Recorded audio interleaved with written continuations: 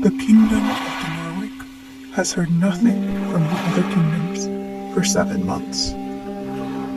At first, no one notices the silence. Then, the tribal peoples stop coming for trade. The king and queen grow uneasy.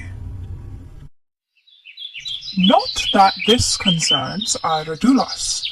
As a 14-year-old not yet enchantress, with a passion for magical research and a tendency to disobey the rules, it could not pertain to her less, until she accidentally interrupts an urgent meeting.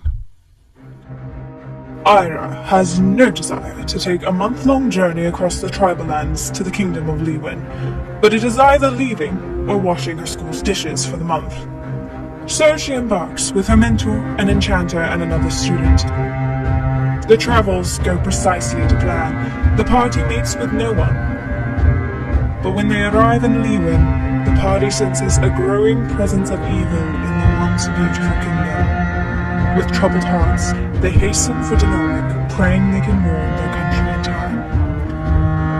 Forced on a perilous journey and burdened with magic too vast for anyone, Ira fights for hope and purpose amidst the gravest darkness known to the continent of